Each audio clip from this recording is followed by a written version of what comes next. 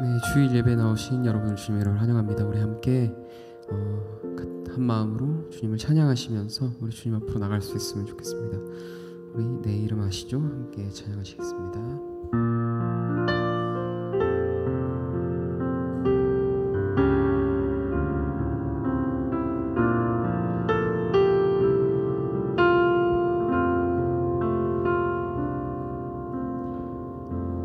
나를 지으신 주님 내 안에 계셔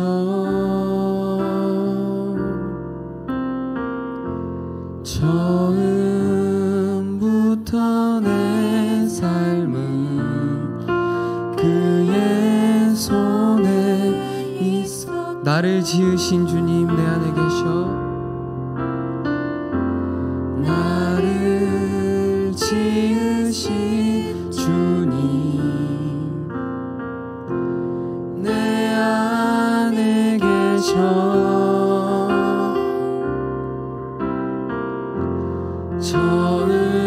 처음부터 내 삶은 그의 손에 있었죠.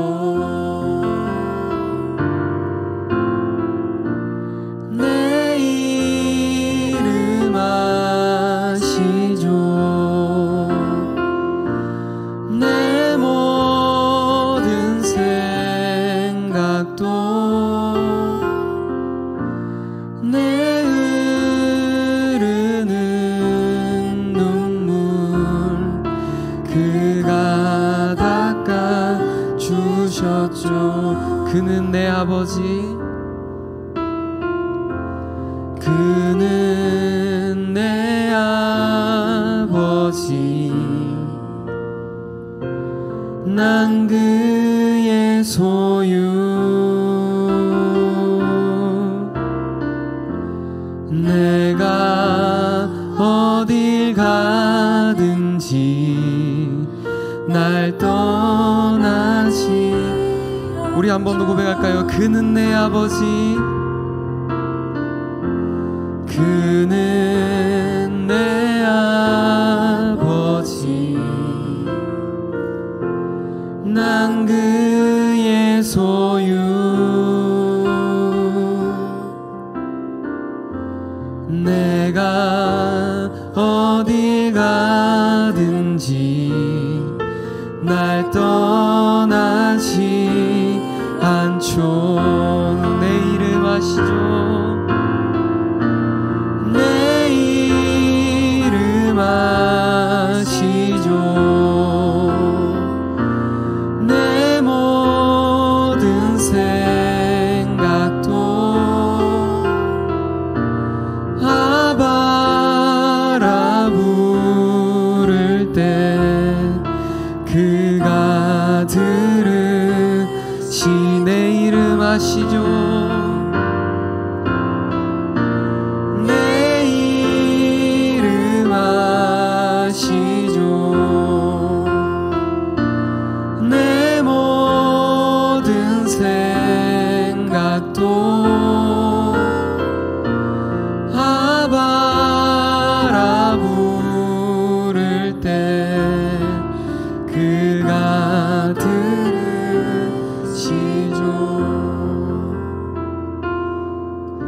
주님과 함께하는 이 고요한 시간 주님의 보좌 앞에 내 마음을 쏟네. 모든 것 아시는 주님께 감출 것 없네. 내 맘과 정성 다해 주 바라나이다.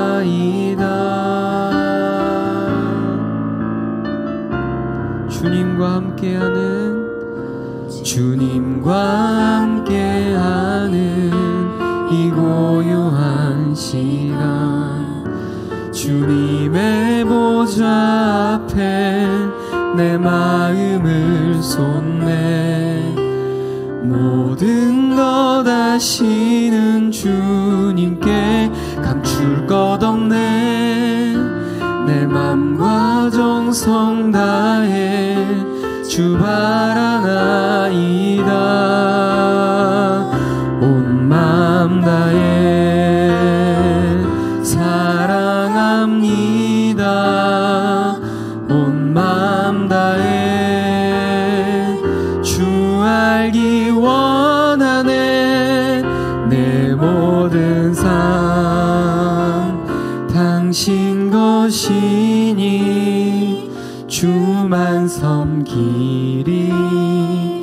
온 맘 다해 나 염려하지 않아도, 나 염려하지 않아도 내 쓸 것 아시니. 나 오직 주의 얼굴 구하게 하소서.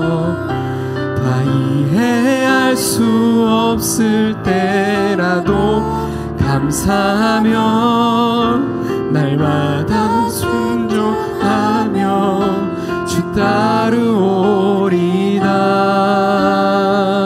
온 맘 다해 사랑합니다.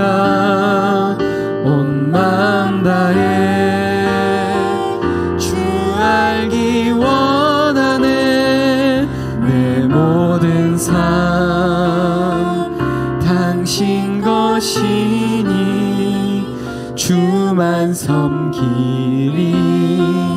온 맘 다해 사랑합니다. 온 맘 다해 사랑합니다. 온 맘 다해 주 알기 원하네. 내 모든 삶 당신 것이니 주만 섬기리. 온 맘 내 모든 삶 당신 것이니 내 모든 삶 당신 것이니 주만 섬기리. 온 맘 내 모든 삶 당신 것이니 내 모든 삶 당신 것이니 주만 섬기리. 온 맘 다해. 우리 같이 기도하시면서 예배를 준비하며 나갈 수 있기를 원합니다. 시간 우리 잠잠히 묵상하는 마음으로 우리 주님께 나갔으면 좋겠습니다. 우리를 가장 잘 아시는 하나님께서는 우리의 모든 삶을 다 보살펴 주시고 이끌어 주시는 분이십니다. 우리가 지금 이 자리에 어떤 마음으로 와 있던지, 우리가 일주일간에 어떠한 삶을 살아왔던지 간에 주님은 우리를 가장 잘 아시고 지금 이 시간 우리를 통해서 예배받기 원하신다는 것입니다. 이제 우리 하나님의 뜻과 하나님의 놀라운 그 우리를 이끌어 주시는 그 능력들을 우리가 시간 잠잠히 묵상하며 나갈 수 있기 원합니다. 우리의 모든 삶과 우리의 모든 환경과 우리의 모든 생활들을 다 주님께 내려놓고 이 시간 온전히 하나님만 묵상하고 하나님만 바라보며 나갈 수 있도록 해달라고 우리가 간절히 우리 목사님이 나오실 때까지 함께 기도하면서 나오시기 원합니다. 기도하시겠습니다. 하나님 아버지 도와주시옵소서. 주님, 우리 연약함 가운데서 우리를 임하시는 주님, 우리를 가장 잘 아시는 주님께서 우리와 함께 해주실 줄 믿사옵니다. 주님 이끌어 주시옵소서.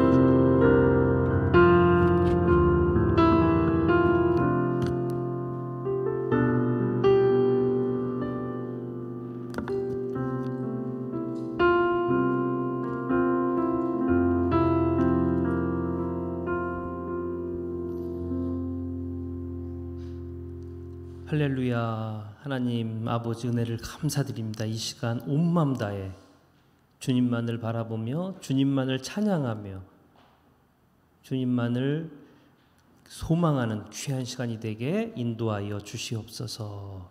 이 시간도 함께해 줄 줄로 믿사오며 예수님 이름으로 기도드렸습니다. 아멘. 우리 이 시간 다 같이 일어나셔서 찬송가 325장 찬양하겠습니다.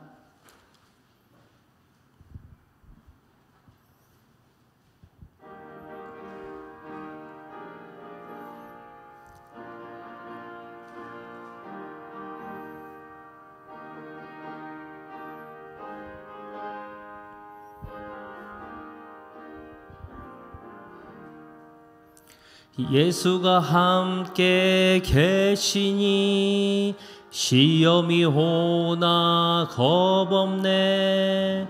기쁨의 근원 되시는 예수를 위해 삽시다.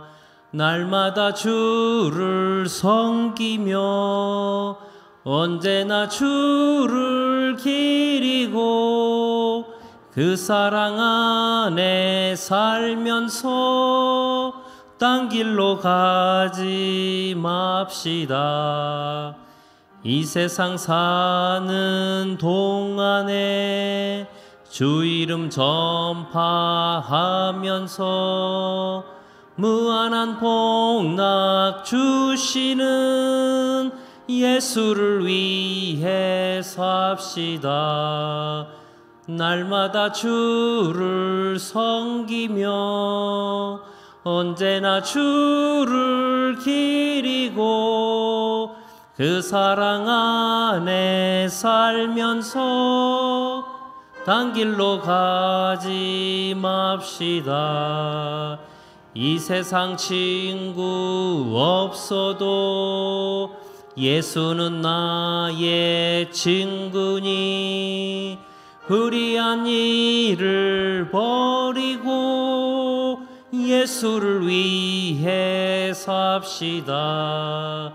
날마다 주를 섬기며 언제나 주를 기리고 그 사랑 안에 살면서 딴 길로 가지 맙시다. 주께서 심판하실 때 잘했다 칭찬하리니 이러한 상급 받도록 예수를 위해 삽시다.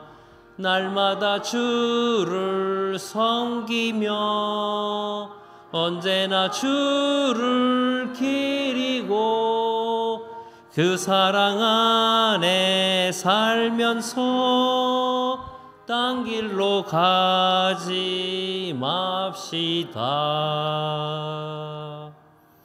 아멘. 교독문은 7문, 시편 13편 우리 교독하시겠습니다. 여호와여 어느 때까지니까 나를 영원히 잊으시나이까. 나의 영혼이 번민하고 종일토록 마음에 근심하기를 어느 때까지 하오며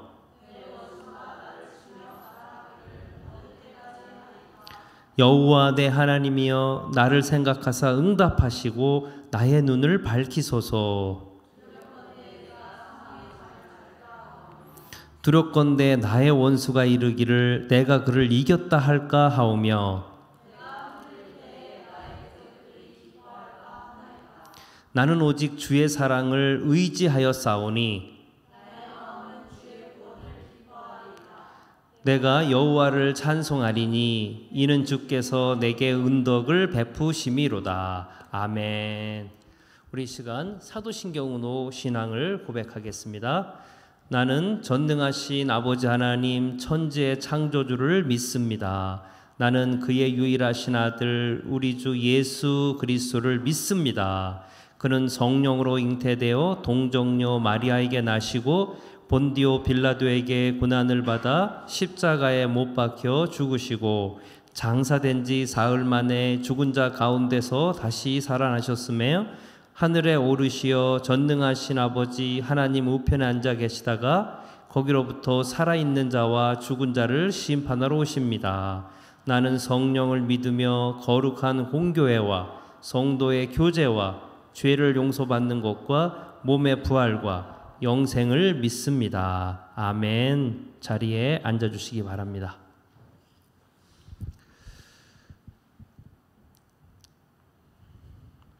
기도하겠습니다.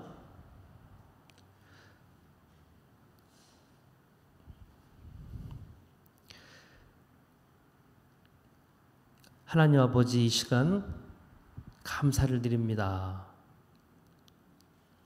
스스로 있는 자이신 하나님께서 또한 존재이신 하나님께서 저희들을 창조하시고 또한 삶 가운데 인도하시며 또한 저희들에게 생명을 불어넣어 주시고 또한 영생으로 인도해 주신 그 놀라운 하나님의 은혜를 감사를 드립니다. 하나님의 이러한 은혜와 사랑을 늘 기억하며 하나님께서 저희에게 부여해 주신 하나님 존재의 법칙대로 우리가 살게 도와주시고 또한 하나님 창조의 질서대로 이 땅에 살아서 이 땅에 사는 동안 우리가 주의 영광을 회복하며 살게 하시고 또한 하나님 나라에 가서 영원토록 우리 하나님을 찬양하는 저희 모두가 되게 하나님 도와주시옵소서. 혼란하고 어지러운 세상 중에 저희들을 주의 자녀로 삼아주셨습니다. 얼마나 귀하고 놀라운 은혜인지를 알지 못합니다. 알 수가 있습니다. 하나님 정말 주님의 은혜와 주님의 부르심이 아니었다면 저희도 하나님 방황하는 많은 사람처럼 진리를 알지 못하고 또한 천국을 알지 못하며 또한 예수 그리스도 대신 예수를 알지 못하고 아버지 세상을 살았을 것입니다. 하지만 놀라운 주님의 사랑, 은혜 또한 부르심으로 말미암아 이제 저희는 주님의 자녀로 살아갑니다. 이 은혜를 어찌 말로 다 아버지 설명할 수 있겠습니까? 다시 한번 은혜를 감사드립니다. 또한 우리가 이 땅에 사는 동안에 천국을 소망하며 살지만 또한 이 세상 사는 동안에 하나님의 거룩한 성품을 회복하며 사는 것도 포기하지 않게 하여 주시옵소서. 그리하여서 아버지 하나님의 통치와 지배와 섭리가 내 삶 안에서 매 순간 이루어짐으로 말미암아 내 삶이 젖과 꿀이 흐르는 가나안 땅과 같은 아버지 그러한 풍요로운 영적인 삶을 살 수 있도록 하나님 인도하여 주시옵소서. 하나님 브리즈번 믿음교회를 아버지 세워주심을 감사드립니다. 아버지 우리 교회에 나아갈 방향이 무엇이고 우리가 무엇을 통하여 하나님께 영광을 돌릴 수 있겠습니까? 우리가 많은 고민과 기도와 또한 아버지 걱정 가운데 아버지 이제 우리가 알 것 같습니다. 아버지 세속으로 물들어진 이 세상 또한 많은 세속적인 어떠한 그러한 문화와 사상으로 아버지 어려워하고 힘들어하고 또한 함몰되어 살고 있는 많은 젊은 세대에게 저희가 진리와 복음을 전해야 되겠습니다. 정말 아버지 그 세대를 위해서 준비하는 아버지 그러한 교회가 되게 도와주옵시고 그 세대를 향하여서 하나님의 놀라운 진리를 선포할 수 있는 교회가 되게 하나님 도와주시옵소서. 다음 세대를 준비하는 그러한 교회가 되게 하시고 또한 그러한 사람들로 아버지 저희가 함께 할 수 있도록 인도하여 주시옵소서. 아버지 오늘 여러 가지 사정으로 나오지 못한 가정들이 있습니다. 건강의 문제, 기타 다른 문제 하나님 우리 아쉬우니 하루빨리 건강을 회복하게 하시고 또한 아버지 있는 자리에서 돌아올 수 있는 은혜를 하나님께서 허락하여 주시옵소서.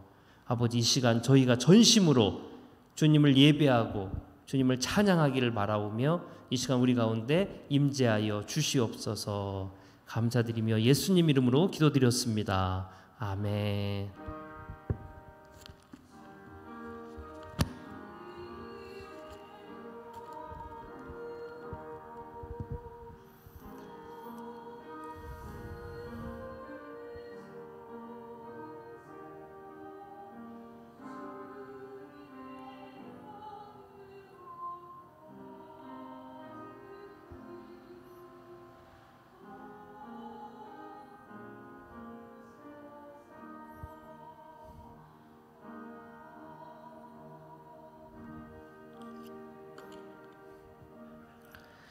예, 오늘 하나님이 저희에게 주시는 말씀은 로마서 6장 5절부터 9절까지 말씀 우리 보도록 하겠습니다.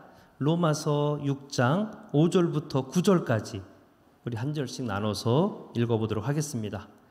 만일 우리가 그의 죽으심과 같은 모양으로 연합한 자가 되었으면 또한 그의 부활과 같은 모양으로 연합한 자도 되리라.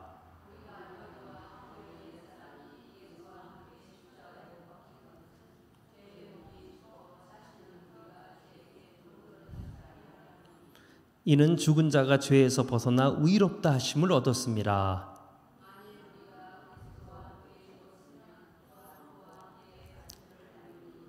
이는 그리스도께서 죽은 자 가운데서 살아나셨음에 다시 죽지 아니하시고 사망이 다시 그를 주장하지 못할 줄을 알미로라. 아멘. 이 시간 정가 특별 찬양 있겠습니다.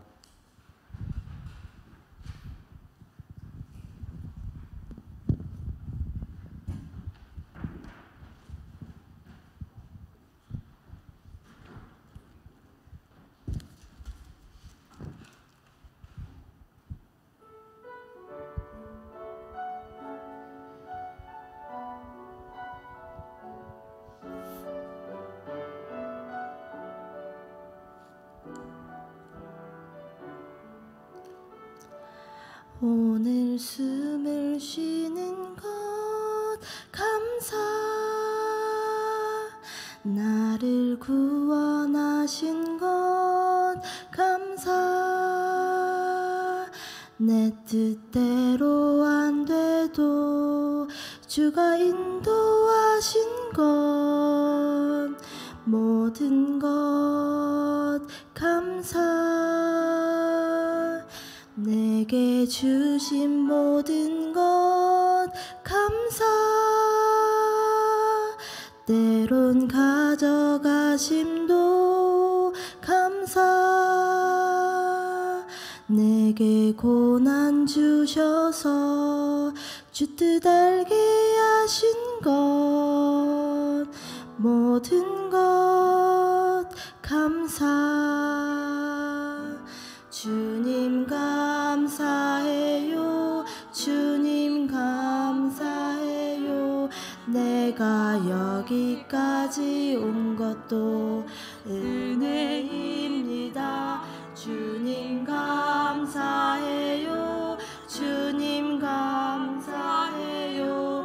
나를 사랑하신 주 사랑 감사합니다.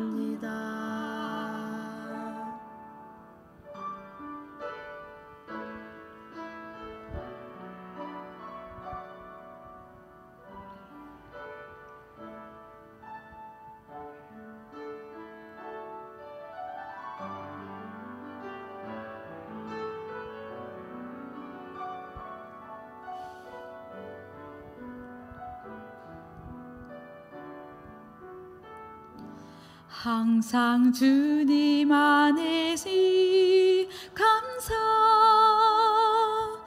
참된 소망 주심도 감사.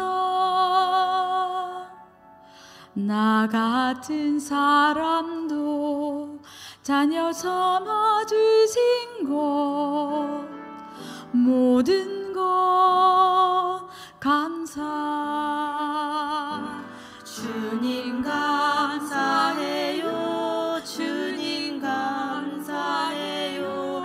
내가 여기까지 온 것도 은혜입니다. 주님 감사해요. 주님 감사해요. 나를 사랑하신 주 사랑 감사합니다. 주님 감사해요. 주님 감사해요. 내가 여기까지 온 것도 은혜입니다. 주님 감사해요. 주님 감사해요. 나를 사랑하신 주 사랑 감사합니다. 나를 사랑하신 주 사랑 감사합니다.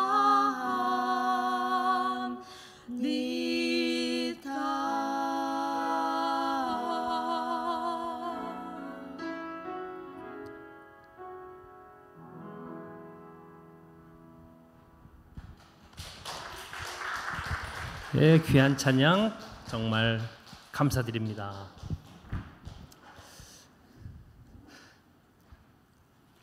로마서만 계속 설교하니까 혹시 지루하진 않으신지 모르겠습니다. 원래 로마서를 이제 설교할 그런 계획은 없었는데요. 제가 센터처치라는 이제 그러한 책을 읽고 좀 감명을 받았는데 팀 켈러 목사님이, 미국에 있는 팀 켈러 목사님이 말씀하시기를 교회를 세우는데 가장 중요한 근간이 먼저는 복음의 정수에 서 있어야 된다. 복음의 본질에서 먼저 서 있은 다음에야 다른 것들을 할 수 있다. 그래서 교회는 복음을 먼저 회복해야 된다. 제가 그 말씀에 감명을 받아서 이제 복음에 대한 설교를 하다 보니까 이제 로마서를 집중적으로 이제 또 설교를 하게 되었습니다. 그래서 그것을 좀 양해해 주시고, 언제까지 하게 될지 모르겠지만 그래서 지금 로마서를 하고 있는 거니까 이제 내용이 좀 지루할 수는 있고요. 금방 와닿진 않을 수 있는데 그래도 우리가 복음을 이해하는데 로마서만큼 더 좋은 그러한 성경은 없다라는 거, 여러분 그것을 좀 이해하고 이제 설교를 들어주셨으면 감사하겠습니다. 로마서 오늘 6장 5절 9절인데요. 그리고 또 한 가지만 말씀을 드린다면, 로마서를 좀 범위 있게 나가고 싶어도 이 한 절 한 절이 너무 교리적이라 그냥 지나칠 수 없는 부분이 너무 많습니다. 그것도 또한 여러분이 이해해 주셨으면 감사하겠습니다. 그래서 오늘 로마서 6장 5절부터 9절까지 말씀을 가지고 예수님과 동행하며 인생을 살아야 될 이유, 그 말씀에 대해서 오늘 전해드리도록 하겠습니다. 지난주에 우리는 예수님과 합하여 세례를 받았을 때 우리에게 4가지 유익이 있다, 이렇게 말씀을 드렸습니다. 우리가 정말 여러분이 다 예수님과 합하여 세례를 받게 되면 먼저는 하나님과 화목한 관계가 자동적으로 정립이 되고요. 그리고 둘째는 죄의 권세가 나를 더 이상 어찌하지 못하게 되고요. 그리고 세 번째는 하나님께서 영원히 나의 죄를 기억하지 않게 된다고 하셨고요. 그리고 마지막으로 하나님께 영광 돌리는 삶을 살 수 있다, 이렇게 말씀을 드렸습니다. 이것이 다 각자 다른 것 같지만 결국은 모든 것이 다 협력하여서 선을 이루는 그러한 결과가 초래하게 되는 것입니다. 결국 지난주에 말씀드렸던 것의 결론은 무엇이냐? 바로 이 내 마음 안에 예수님과 함께 살면서 그 성장하는 길을 모색해라. 즉 예수님과 합하여 세례를 받으라는 의미는 이제 내 마음 안에 예수님이 왕이 되게 하시고 예수님이 나를 주장하는 그러한 존재가 되게 하셔서 이제는 혼자 살지 말고 함께 성장하는 길을 모색하라는 그런 의미가 담겨져 있습니다. 이제 저도 이제 결혼을 한 사람 입장으로서 이제 결혼을 하면 이제 둘이 같이 살아야 됩니다. 그런데 단순히 집에서 같이 사는 것이 아니라 바로 남편과 아내가 서로 성장하는 길을, 서로 공유하는 길을 모색해야 한다는 것입니다. 그것이 건강한 부부의 모습입니다. 마찬가지로 세례를 받은 우리도 이제 예수님과 함께 사는 인생을 이제 생각을 해야 된다는 겁니다. 내가 세례를 받았는데 예수님과 함께 사는 길을 전혀 생각하지 않는다. 건강한 신앙인의 모습이 아닙니다. 만약에 결혼을 한 남자나 여자가 배우자에 대한 배려 없이 그냥 혼자 살았을 때의 삶을 그대로 고집한다면 어떤 소리를 듣겠습니까? 그럴 거면 결혼을 하지 말지 왜 했어? 상대방에게 이런 소리를 듣지 않겠습니까? 예수님도 마찬가지입니다. 예수님과 합하여 세례를 받아놓고 오직 내 자아만을 위해 산다. 그럼 예수님은 이렇게 말할 수 있을 겁니다. 그럴 거면 믿지 말지. 그럴 거면 세례를 받지 말지. 믿어놓고 세례를 다 받아놓고 왜 너 자아만을 위해 살아? 이렇게 말씀해 줄 수가 있다는 것입니다. 그래서 이제 오늘 본문은 바울이 왜 우리가 예수님과 함께 인생을 같이 살아야 되는지 그거에 대해서 좀 더 구체적으로 말씀해 주고 있는 그러한 구절인 것입니다. 생각해 보셨는지요? 나는 이제 나 혼자 사는 것이 아니라 예수님과 같이 살아야 되는구나. 이제 말씀드렸지만 저도 결혼을 하고 나서는 아내와 같이 살아야 되는데 아내와 함께 살 수 있는 그 어떠한 길을 모색을 해야 합니다. 함께 성장할 수 있는 길을 모색을 해야 합니다. 이제는 혼자가 아니라 둘이 아니라 혼자가 아니라 둘이기 때문에 그렇습니다. 마찬가지로 내가 신앙생활을 한다는 것은, 내가 이렇게 교회에 나온다라는 것은 이제는 다른 것이 아니라 예수님과 함께 살아야 될 길을 모색해야 되는구나. 그래서 예수님은 신랑이고 나는 신부구나. 이거에 대한 고민이나 이거에 대한 생각은 없이는 신앙생활은 절대로 성장할 수가 없습니다. 그래서 오늘은 그것이 무엇인지 좀 더 구체적으로 오늘 우리에게 말씀해주고 있습니다. 자, 5절 말씀해 보니까 만일 우리가 그의 죽으심과 같은 모양으로 연합한 자가 되었으면 또한 그의 부활과 같은 모양으로 연합한 자가 되리라. 어렵죠? 예, 어렵습니다. 원래 로마서 6장 모든 구절들이 문자적으로 이해하면은 정말 이해하기가 어렵게 되어 있습니다. 왜냐하면은 문장마다 기독교의 교리적인 의미들이 함축적으로 포함되어 있기 때문에 문장으로 이해할 수가 없는 겁니다. 또한 세상 상식이나 철학 그리고 논리로 절대로 이해할 수 없는 기독교 교리의 뿌리를 두고 이 구절을 썼기 때문에 금방 내가 마음에 와닿지가 않습니다. 오늘 5절도 마찬가지입니다. 예수님의 죽음과 부활, 그것에 함께 연합한다는 것이 과연 무엇인지, 또 그것이 나에게 어떠한 의미로 작용하는지 솔직히 일반 상식으로 금방 와닿지가 않지 않습니까? 한글로 읽어도 이해도 안 되고 또 그것을 내가 개념을 잡고 이해하려고 해도 쉽지가 않습니다. 그래서 오늘은 특히 그의 죽으심과 같은 모양으로 연합한 자라는 이 개념을 이해하기 위해서는 로마서 11장 17절과 연계해서 한번 살펴봐야 이 구절을 이해할 수가 있습니다. 볼까요, 한번? 로마서, 같이 한번 읽어볼까요? 또한 가지 얼마가 꺾이었는데 돌 감람나무인 내가 그들 중에 접붙임이 되어 참 감람나무 뿌리에 진액을 함께 받은 자가 되었은즉. 과연 이 구절과 그의 죽으심과 같은 모양으로 연합한 자, 이 어떤 의미가 있다는 걸까요? 혹시 다 아시죠? 참 감람나무는 이스라엘 백성들을 가르치는 거고요. 돌 감람나무는 이스라엘 백성들을 제외한 나머지 백성들입니다. 우리들은 해석하지만 돌 감람나무입니다. 그래서 우리가 예수님을 믿을 때 접붙임이 되어서 참 감람나무에 붙어 사는 백성이 될 수가 있습니다. 그것이 복음의 진액을 받아서 하나님의 참 백성이 되는 비결입니다.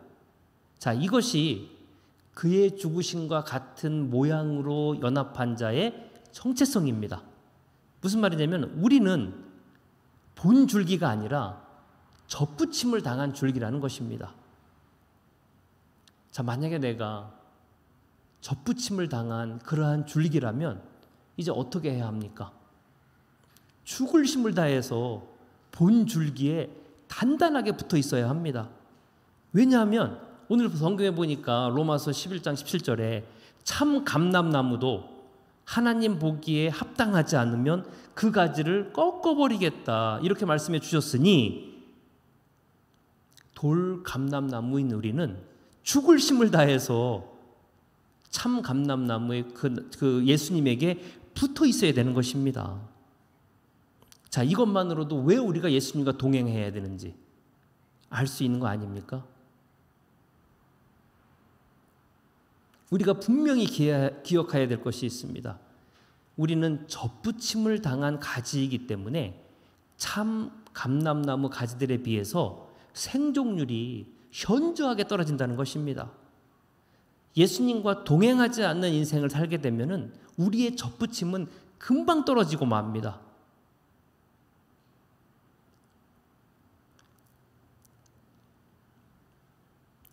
그 증거가 누구도 아닌 나 스스로를 보면 알지 않습니까? 솔직히 우리는 세상 달콤한 유혹에 얼마나 취약합니까? 조금만 틈만 있어도 우리는 방탕하고 거짓말하고 무절제하고 마치 방향을 잃은 배처럼 이리저리 떠다니며 인생을 삽니다. 나란 사람이 원래 그렇습니다. 그래서 나를 믿지 말고 이제 우리는 예수님에게 떨어져 있지 않으려고 발버둥 쳐야 하는 것입니다. 나는 원래 그러한 사람이기 때문에 어쩔 수 없습니다. 하지만 내가 살 수 있는 비결은 내가 돌감람나무이기 때문에 참 감람나무에 붙어 있으려고 발버둥을 쳐야 사는 비결이지, 내가 스스로 그 어떠한 길을 모색한다고 해서 살 수 있는 길은 아닙니다. 이것이 우리의 정체성입니다.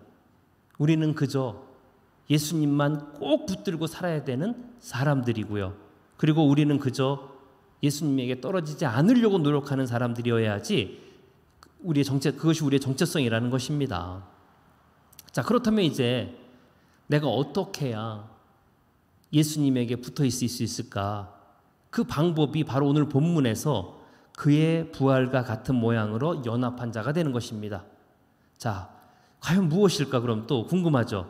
그의 부활과 같은 모양으로 연합한 자? 이것이 과연 내가 이 땅에 사는 동안에 실현 가능한 것일까?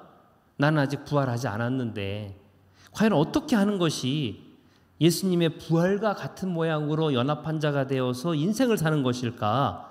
이제 그것을 또 알기 위해서는 우리는 에베소서 4장 13절을 수완해야 합니다. 한번 같이 읽어볼까요? 우리가 다 하나님의 아들을 믿는 것과 아는 일에 하나가 되어 온전한 사람을 이루어 그리스도의 장성한 분량이 충만한 데까지 이르르니. 자, 이 구절의 뜻은요, 우리가 하나님의 아들 예수 그리스도를 아는 것에 최선을 다하라. 그리하여서 예수님과 같이 성숙한 믿음의 소유자가 되어라. 그러한 뜻입니다. 자, 그럴 때 내가 예수님에 대해서 아는 것에 최선을 다하고 또한 예수님의 그 믿음의 성숙함 데까지 나아갈 때 그것이 바로 내가 예수님의 부활과 같은 모양으로 연합한 자가 되는 것이다. 이렇게 말씀해주고 있는 것입니다. 자, 이것이 여러분 돌감람나무인 우리가 살 길입니다. 예수님을 아는 것에 죽을 힘을 다해야 하고요. 그리고 예수님과 함께 성장하기 위해서 노력을 해야 한다는 것입니다. 내 마음 안에 내 자아가 주인이 되면 우리는 영원히 예수님을 알 수가 없고 또한 성장할 수도 없는 것입니다. 혹시 여러분 가운데 나의 신앙이 성장하지 못하는 것에 대해서 아니면 나의 신앙이 성숙하지 못하는 것에 대해서 고민하는 분 있습니까? 그 원인은 다른 데 있지 않습니다. 예수님과 함께 성장할 수 있는 길이 막혀있기 때문에 그런 것입니다. 신앙의 성장판이 막혀있기 때문에 그런 것입니다. 그리고 신앙의 성장판이 막혀있는 가장 큰 요인은 내 자아가 내 인생의 주인이기 때문에 그런 것입니다. 함께 성장할 수 있는 기회를 내가 예수님에게 주지 않기 때문에 그렇습니다. 또다시 제가 이제 비유를 든다면 제가 제 아내에게 성장할 수 있는 기회를 주지 않는다면 어떻게 되겠습니까? 질식하지 않겠습니까? 아내가 얼마나 힘들겠어요. 또 아내도 제가 성장할 수 있는 기회를 줘야 되는 거 아닙니까? 그래 저도 성장할 수 있습니다. 그런데 내가 신앙생활하는 가운데 예수님에게 함께 성장할 수 있는 기회를 주지 않는 겁니다. 왜냐하면 내 자아가 내가 주인이기 때문에 내 마음대로 사는 것입니다. 그랬을 때 우리는 성장하지 못하는 거고 예수님의 부활과 연합한 자가 되지 못하는 것입니다. 자, 한번 생각해 보시기 바랍니다. 내가 인생을 사는 동안에 얼마나 예수님을 아는 것에 최선을 다했고 또한 예수님과 같이 성숙한 믿음의 소유자가 되기 위해서 최선을 다했는가? 그것을 우리가 최선을 다하지 않았기 때문에 우리의 신앙이 성장하지 않는 것이지 다른 이유가 아닌 것입니다. 그렇습니다. 돌감람나무인 우리는 다른 방법이 없습니다. 예수님과 동행하는 것밖에, 예수님을 붙들고 사는 것밖에, 그리고 예수님과 함께 성장하는 길밖에 없습니다. 바로 그러한 길을 모색하라고 오늘 그 5절에서 말씀해주고 있습니다. 그럼 또 왜 우리가 예수님과 동행하여 살아야 될까요? 친절하게 사도 바울은 두 번째 이유에 대해서 6절, 7절에서 말씀해주고 있습니다. 우리가 알거니와 우리의 옛사람이 예수와 함께 십자가에 못 박힌 것은 죄의 몸이 죽어 다시는 우리가 죄에게 종노릇하지 아니하려 함이니 이는 죽은 자가 죄에서 벗어나 의롭다 하심을 얻었습니다. 우리가 예수님과 동행하기 위해서는 동행해야 할 가장 큰 이유 중에 하나가 또 바로 우리의 옛사람과 죄의 몸에서 벗어나기 위함이다. 이렇게 6절, 7절에서 말씀해 주고 있습니다. 자, 6절에서는요, 여러분과 저의 예수 믿기 전에 과거의 정체성이 무엇인지 말씀해 주고 있습니다. 다시 한번 상기시켜 주고 있습니다. 우리의 과거의 정체성은 옛사람과 죄의 몸이었습니다. 그것이 우리의 본 모습이었습니다.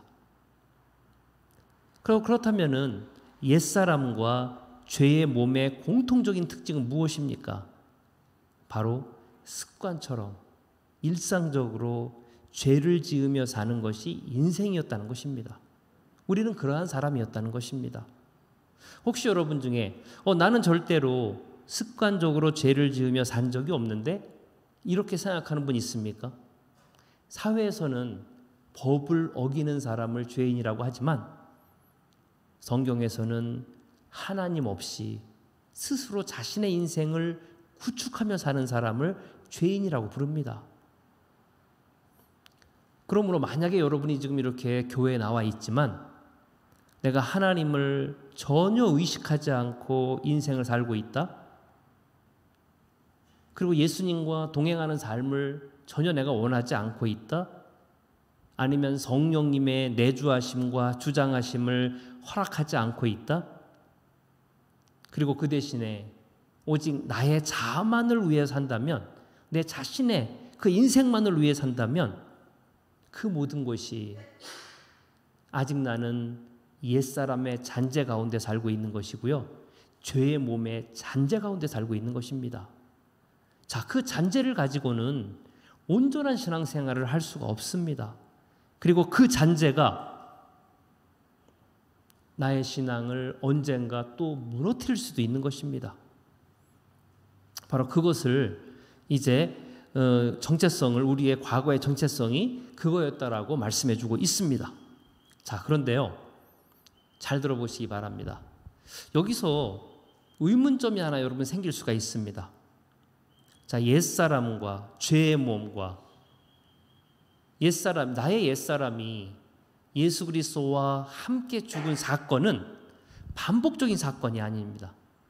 우리가 예수를 믿을 때 동시에 나의 옛사람과 죄의 몸도 같이 죽게 되는 것입니다. 그래서 예수 그리스도와 죽은 사건은 이례적인 사건으로 끝나는 것입니다. 그래서 이제 우리는 죄의 몸에서 완전히 종결되었고요, 의로운 사람으로 변화가 되었습니다. 자, 이것이 아직까지 바울이 로마서 1장부터 5장까지 줄기차게 강조한 그러한 내용입니다. 그런데 갑자기 왜 바울은 이미 옛사람을 벗어버린 우리에게, 이미 죄의 몸에서 벗어난 우리에게 새 사람을 입으라고 권면하고 있을까요? 뭔가 좀 모순적인 내용 같지는 않습니까?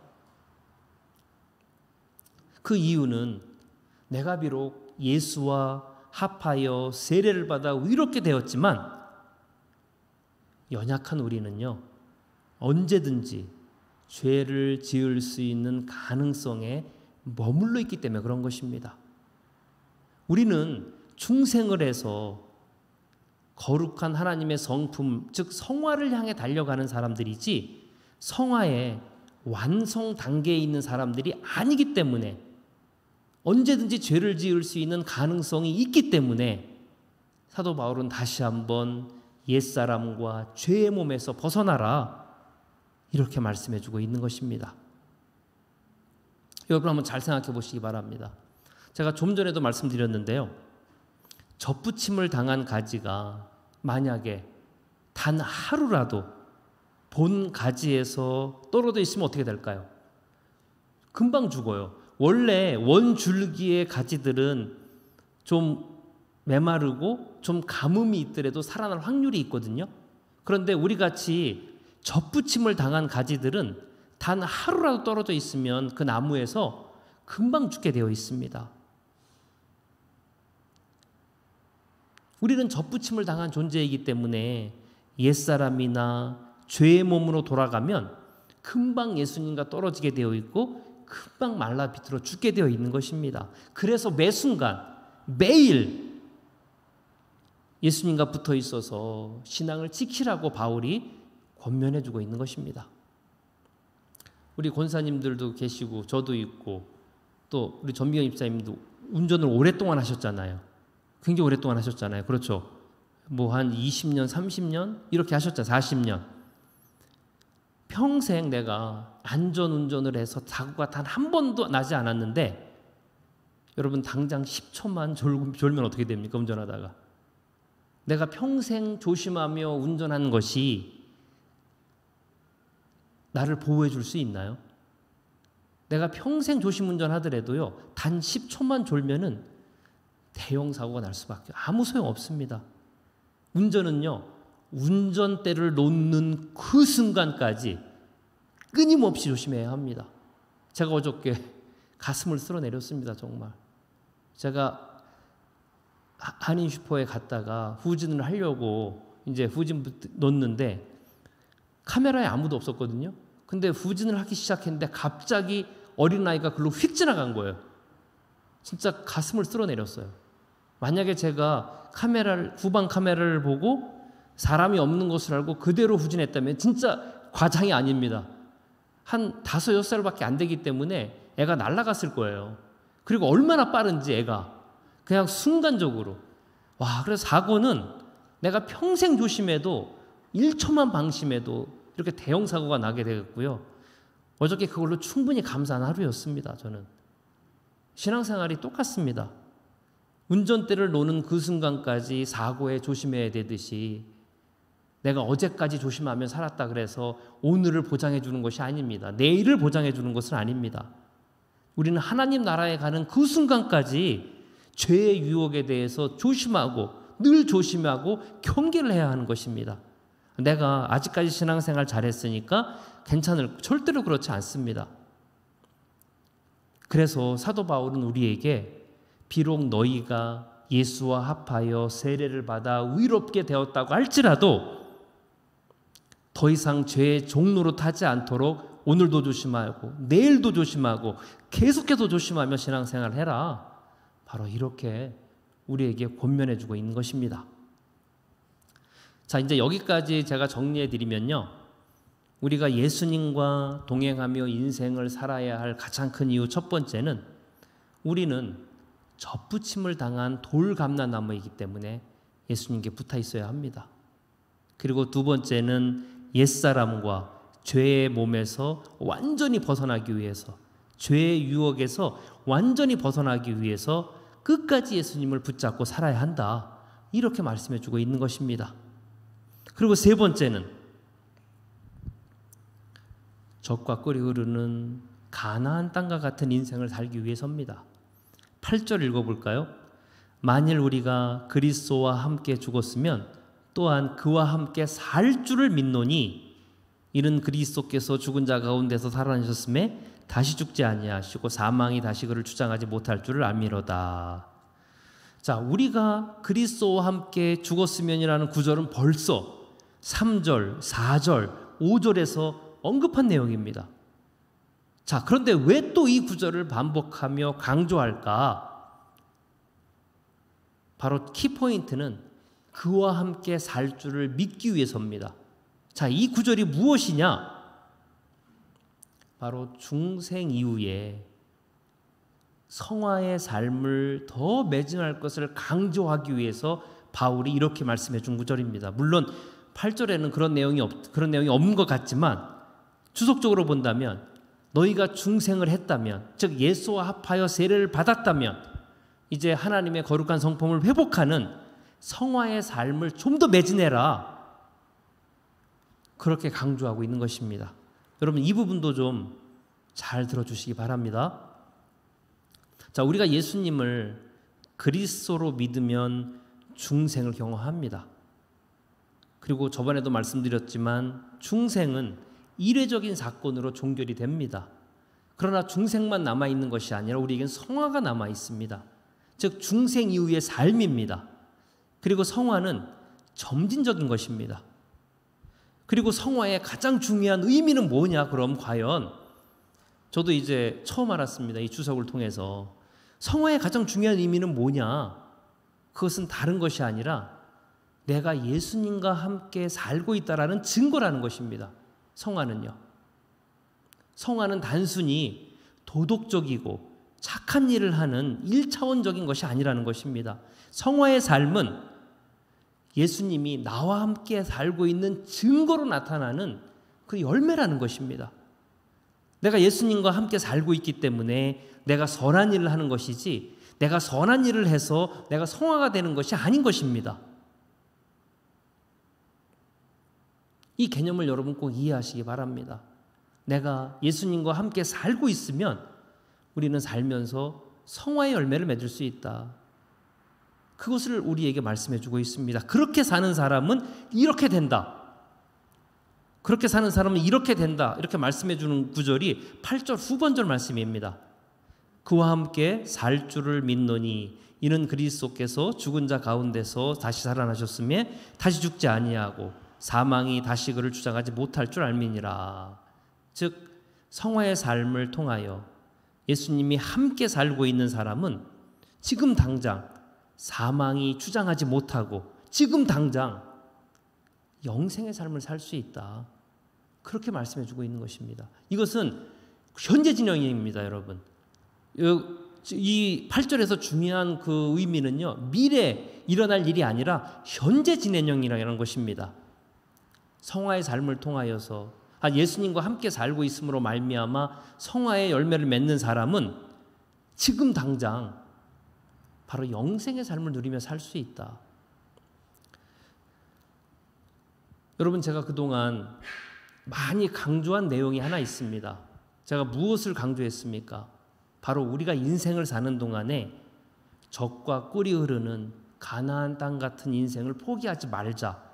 그걸 제가 굉장히 많이 강조를 해드렸습니다. 즉, 내 인생 안에 하나님의 통치와 지배와 섭리가 일어난다면 우리는 얼마든지 하나님께서 약속해 주시는 젖과 꿀이 흐르는 가나안 땅과 같은 인생을 살 수 있다. 이렇게 말씀을 드렸습니다. 바로 그 방법이 예수님과 동행하는, 예수님과 함께 인생을 사는 바로 그러한 것임을 우리에게 오늘 말씀해 주고 있는 것입니다.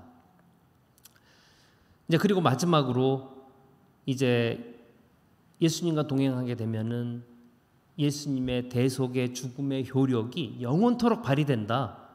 이렇게 9절에 말씀해 주고 있습니다. 9절 읽어드릴게요. 그리스도께서 죽은 자 가운데서 살아나셨음에 다시 죽지 아니하고 사망이 다시 그를 주장하지 못할 줄을 안다. 자, 이 구절을 보충해 줄 만한 성경 구절이 시브리서에 있습니다. 같이 읽어볼까요? 시브리서 7장 27절입니다. 그는 저 대제사장들이 먼저 자기 죄를 위하고 다음에 백성의 죄를 위하여 날마다 제사 드리는 것 같이 할 필요가 없으니 이는 그가 단번에 자기를 드려 이루셨음이니라. 또한 시브리서 9장 12절 염소와 송아지의 피로 하지 아니하고 오직 자기의 피로 영원한 속죄를 이루사 단번에 성소에 들어가셨느니라. 무슨 말씀이냐면요, 예수님의 대속 사역을 위한 죽음은 단 이례적인 사건으로 영원토록 효력이 있다는 것입니다. 즉 예수님이 우리 죄를 위해서 2번, 3번 더 이상 죽을 필요가 없습니다. 과거의 구약에서는 나의 죄를 위해서 짐승들이 계속 죽어나갔습니다. 하지만 예수님의 죽음은 영원토록 효력이 있기 때문에 이례적인 것으로 완전히 끝난다는 것입니다. 자, 무슨 말이냐면요, 사망의 권세를 물리치는, 사탄의 권세를 물리치는 예수님의 대속 죽음의 효력이 나의 삶에 영원토록 나타나기 위해서 예수님과 동행하는 삶을 살라. 그것을 우리에게 말씀해 주고 있는 것입니다. 예수님과 내가 동행을 하게 되면, 내가 예수님에 붙어만 있기만 하면 예수님의 대속 죽음의 효력이 영원토록 나타나서 바로 우리를 하나님 나라로 인도해 준다는 바로 그러한 내용인 것입니다. 여러분 어떻습니까? 예수님과 우리가 함께 동행하며 살아야 할 이유가 충분하지 않습니까? 예수님과 함께 산다고 해서 갑자기 돈이 생기거나 갑자기 부자가 되거나 갑자기 인기가 좋아지거나 하는 것은 아닙니다. 하지만 예수님과 함께 동행할 때 세상이 주지 못하는 값진 것들로 우리를 채워주시는 것만큼은 분명합니다. 그리고 오늘 무엇보다도 중요한 것은 왜 예수님과 붙어 있어야 되냐, 내가 동행을 해야 되냐, 왜 예수님을 의식하며 살아야 되냐, 왜 예수님을 내 삶에 초대해서 같이 의논하며 살아야 되냐. 바로 내가 돌감람나무이기 때문에 그렇습니다. 돌감람나무는 1시간만 떨어져 있어도 말라 비틀어집니다. 돌감람나무는 하루만 떨어져 있어도 생존할 수가 없습니다. 무슨 말이냐면은 예수님이 붙어 있지 않으면 우리는 금방 죄의 유혹과 사망의 권세에서 벗어날 수가 없다라는 것입니다. 얼마 전 이찬수 목사님의 설교 중에 대형 교회 목사들이 복음에서 이탈한 심각한 그러한 행동을 많이 한다라고 경고를 했습니다. 전 그렇게 생각합니다. 그것이 어찌 대형 교회 목사들의 이야기겠습니까? 중형교회 목사들도, 개척교회 목사들도 얼마든지 죄의 유혹에 빠질 수 있습니다. 교회에 그 어떠한 직분이 있더라도 그 누구라도 죄의 유혹에 빠질 수가 있습니다. 예수님에게 붙어 있지 않으면요. 대형교회 목사라고 해서 늘 잘못된 길로 갑니까? 그들 중에서도 예수님과 붙어 있어서 큰 열매를 맺는 분들이 얼마나 많이 있습니까? 또한 개척교회 목사라고 해서 예수님과 붙어 있는 겁니까? 그렇지 않습니다. 개척교회 목사라도 예수님과 붙어 있지 않으면 얼마든지 타락한 행동을 할 수가 있습니다. 성도는요, 장로, 집사, 권사 뭐 할 거 없이 다 누구든지요. 직분이 그 사람의 신앙생활을 유지시켜 주는 것은 아닙니다.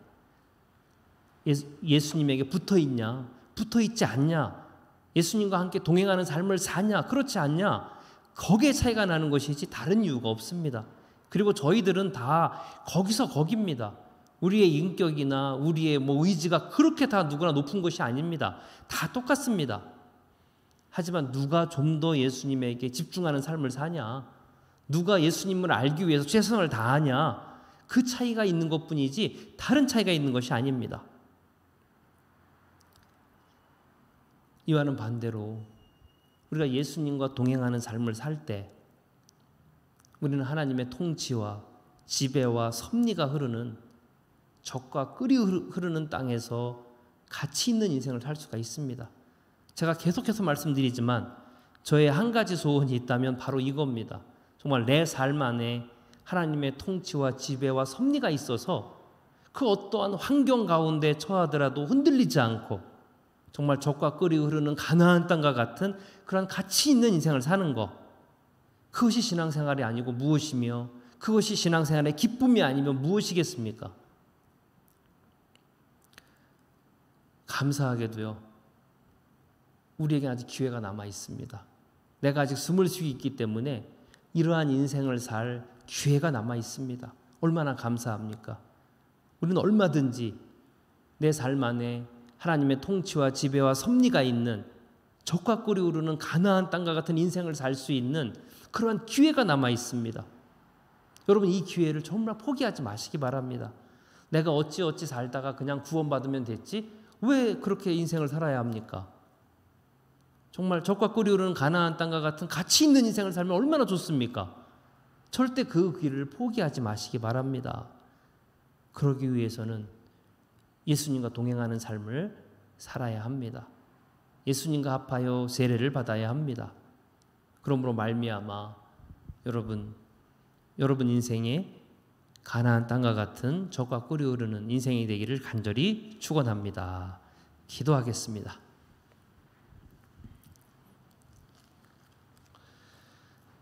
혹시 나는 그동안 신앙생활 따로, 그리고 예수님과 동행하는 삶 따로 살지 않았습니까? 그냥 교회에 나온다고 해서 그것이 나의 신앙생활이라고 생각하진 않았습니까? 그러나 아무리 교회에 나와 있더라도 하나님을 의식하지 않고 또한 예수님과 동행하지 않고 또한 성령님과 함께하지 않는 이제 그러한 신앙생활은 돌 감람나무인 내가 참 감람나무에 떨어져 사는 인생이나 마찬가지입니다. 하루도 견딜 수가 없습니다. 우리 인생은. 여러분, 그것을 위해서 내가 돌감람나무인 것을 알아서 참 감람나무에 붙어있게 해달라고, 그리고 예수님을 아는 일에, 또한 예수님과 동행하는 일에 최선을 다하는 인생을 살게 해달라고 우리 한 목소리로 기도하겠습니다.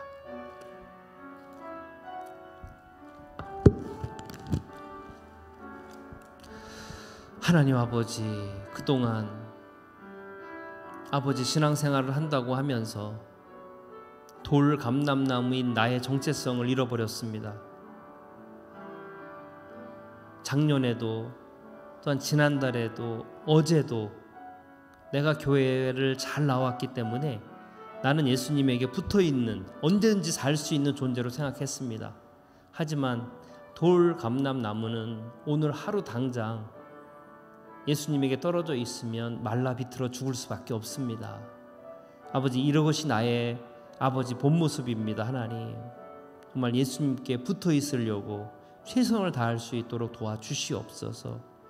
예수님께 붙어 있는 방법은 다른 것이 아니라 내가 예수님을 아는 것에 최선을 다하는 삶을 사는 것이고, 또한 예수님이 있다라는 것을 인정하고 함께 동행하며 인생을 사는 것입니다.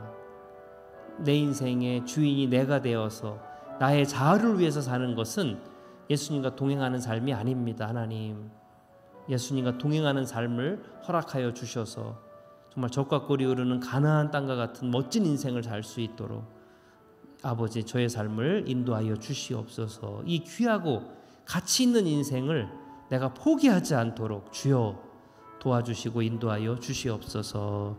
감사드리며 예수님 이름으로 기도드렸습니다. 아멘. 예, 오늘 봉헌 기도를 제가 하도록 하겠습니다. 박근희 형제님, 저기 헌금함 좀 갖다 주시면 감사하겠습니다.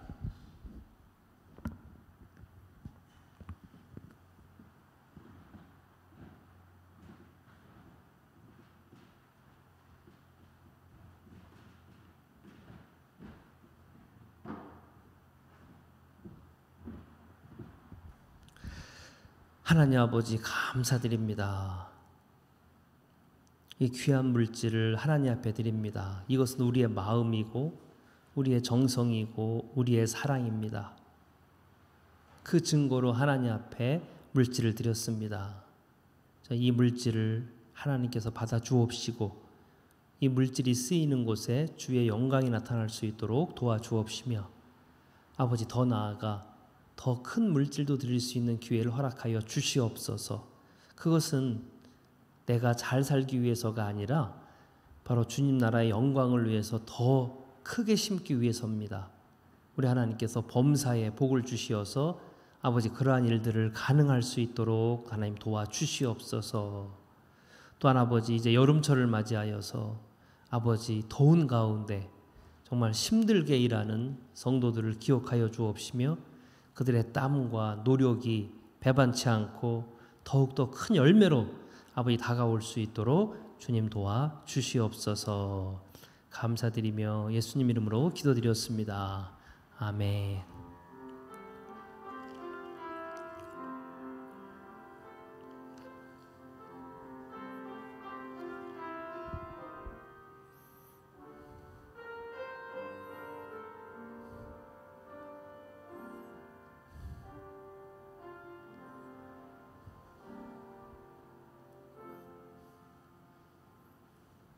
광고 전해드리도록 하겠습니다. 오늘 새로 오신 분은 없는 것 같고요.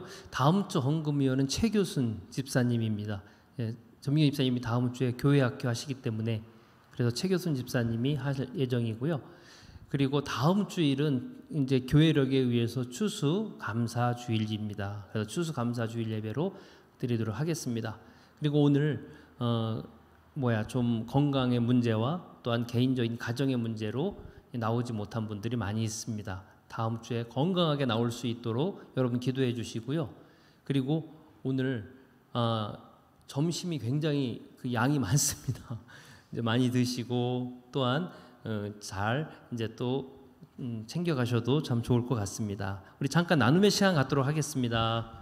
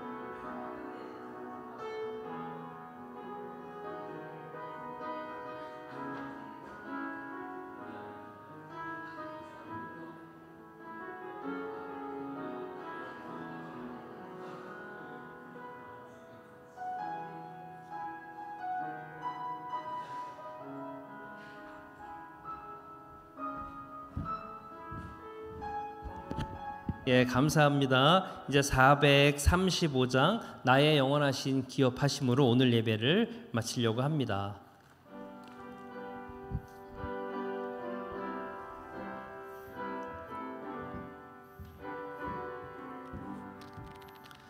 나의 영원하신 기업 생명보다 귀하다. 나의 갈 길 다가도록 나와 동행하소서. 주께로 가까이 주께로 가오니 나의 갈 길 다가도록 나와 동행하소서. 세상 부귀 안일함과 모든 명예 버리고 험한 길을 가는 동안 나와 동행하소서. 주께로 가까이 주께로 가오니 나의 갈 길 다가도록 나와 동행하소서. 어두운 골짝 지나가며 험한 바다 건너서 천국 문에 이르도록 나와 동행하소서. 주께로 가까이 주께로 가오니 나의 갈 길 다가도록 나와 동행하소서. 아멘. 지금은 죄와 죽음에서 우리를 구원하시는 예수 그리스도의 은혜와 세상을 창조하시고 지금도 통치하시는 무한하신 하나님의 사랑과 성령의 감동과 감화와 교통하심이 이제로부터 영원히 함께 하시기를 간절히 축원합니다. 아멘.